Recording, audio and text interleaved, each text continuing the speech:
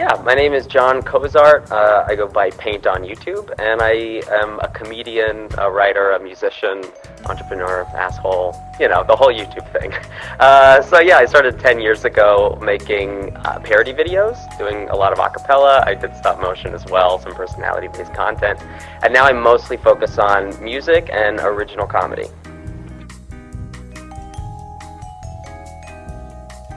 It's a blast. The clouds look different here from the U.S., and I saw them and immediately recognized them. I was here a year ago. It's so nice. It's nice to get some sun, and it's so cool out here. Everyone's a little more cheery. I know London has like the stereotype of people being negative, but everyone's so kind. I don't know what's up. I think it's always good to be reminded who's watching. The screen can be so distant a lot of times. I'll release a video, I don't really understand who's watching or why they're watching it. And so it's always nice to meet someone who's been watching you for a few years and can talk with you in depth about what you create, and they can say, I think what you do is valuable. Yeah, it's good to be able to empathize, look into somebody's eyes and have them say, like, what you're making is changing my life, or making me a funnier person or a more thoughtful person. And it's also good to be in the presence of other YouTubers and creators, so that it pushes you harder to make better, more consistent content. Oh gosh, I watch a lot of YouTube. I'm of course a huge fan of Superfruit and Pentatonics. I love H3H3, who's the guy who just skewers people who should be skewered. It's great. And let's see, I watch all sorts of stuff. It's hard to even... I mean, people who I'm meeting here, like Emma Blackery is a good example. I, of course, obsess over Dodie Clark. The internet knows. Yeah, I watch YouTube all day. I think the barrier of entry is so small, and everybody has an iPhone. You can make videos. And that's what separates it from other platforms. I think YouTube values quality content, and sometimes the cream will rise to the top. So if you work really hard and you work at a craft of creating videos or interesting thoughts, if you're good at sharing your opinion or whatever, there's a place on YouTube for you. Now it's so big, there's so many niches that you can make a living just being yourself. It's pretty cool. Sure. My route was failing for several years until you stop failing. So if you want to create content, then you should start today.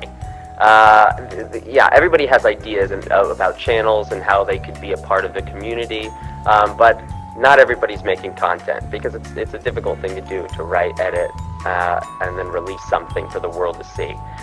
So yeah, you're going to suck for a while, and that's just part of the process. But my advice would be just to make things and then get better at it.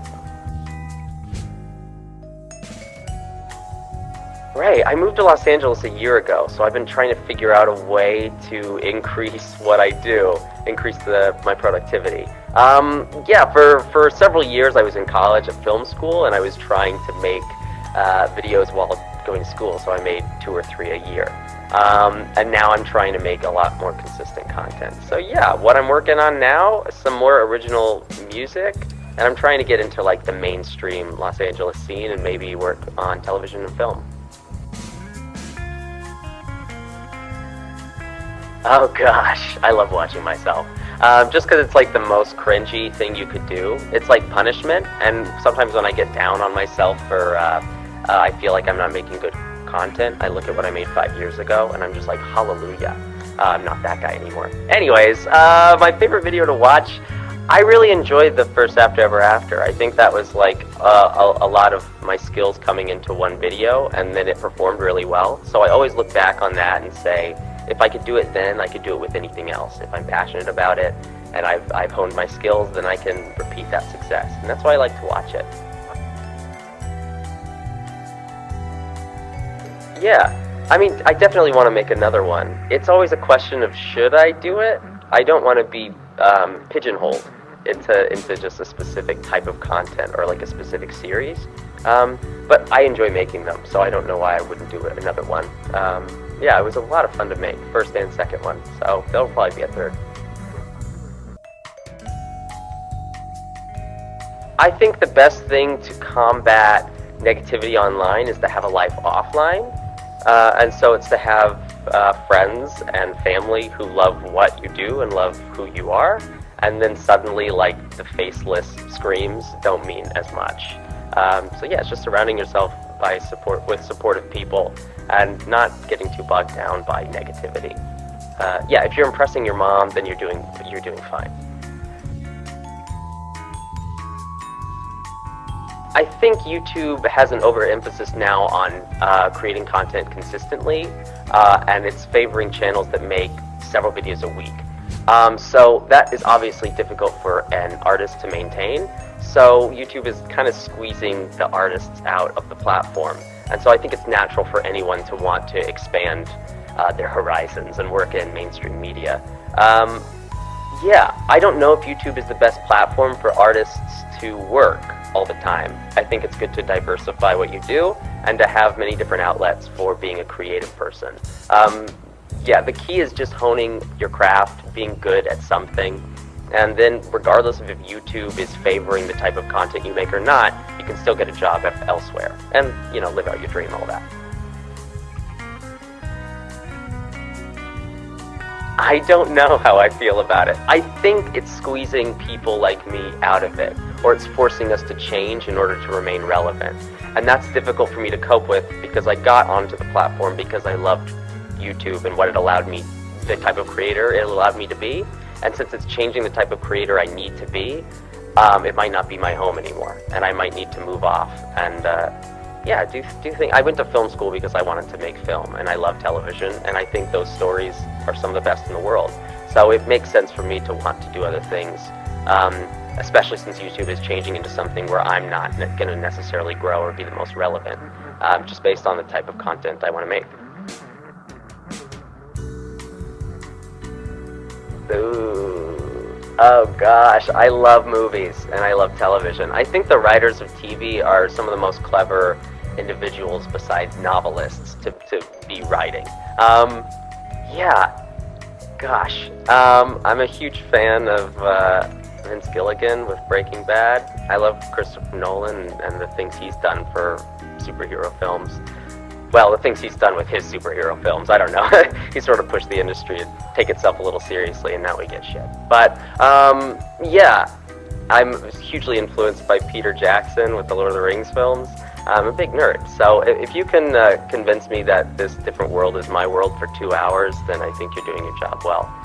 Yeah, I'm just a huge fan of any type of serious television show. Yeah, Disney's huge for me. It's like I grew up with it, and now it's getting another, like all the kids who grew up with it have this nostalgia. They want to be young again. So it's like, I could celebrate that with anybody. So yeah, I love Disney as a brand. I not only respect it as a brand, but also the type of content they make is just jaw-dropping. It's inspiring. It's like emotional porn. It's great. Yeah. Yeah, Disney's the main fandom. Disney, Pixar. I think Pixar is, it speaks to what original content can be, even in an industry like the film industry, which does not favor original content. But Pixar's such a strong brand that they can make original movies that make $1 billion at the box office. And like they're the strongest innovators in terms of film that I think exists right now. And that's animation, that's Disney. I think it's great.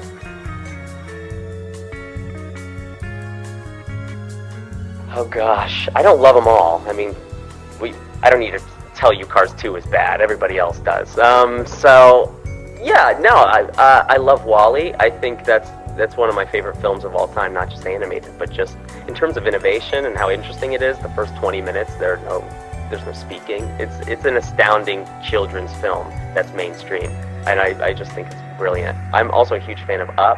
Like, what a weird movie. It's like, if you step back and look at how weird it is, it's like, how did they pitch that? How did they get this made? But it's a masterpiece, nominated for Best Film, won Best Score at the Oscars. Because they're truly the last innovators, I feel like, in the film industry. And that's why I love that Pixar still does shorts. They do short films. They put them before their films. It's because they just know that storytelling, ultimately, is the reason anybody goes to the movies. It's because you have to be a good storyteller. And they know how to do it. They know how to push the buttons. It's amazing. Hamilton. Yeah, that's an American musical. Yeah, it's not over here yet. They're going to start touring soon, though. Yeah, Hamilton is astounding. It is so innovative, and it's the breath of fresh air that needed to come into Broadway, because they've been obviously remaking a lot of like stories and ideas that have existed in the past that are IPs basically, and they've just refashioned them into musicals, and it's like they're horrible. They're horrible. They're just bad. For any fan of theater, they're horrible. So yeah, the fact that Hamilton has been such an insane success, it's because it's an original idea. It's great. It's hip hop and history. It speaks to I don't know, the intelligent viewer, and it's insanely successful. It just shows that innovation can still exist in something in a medium that's like notoriously not innovative.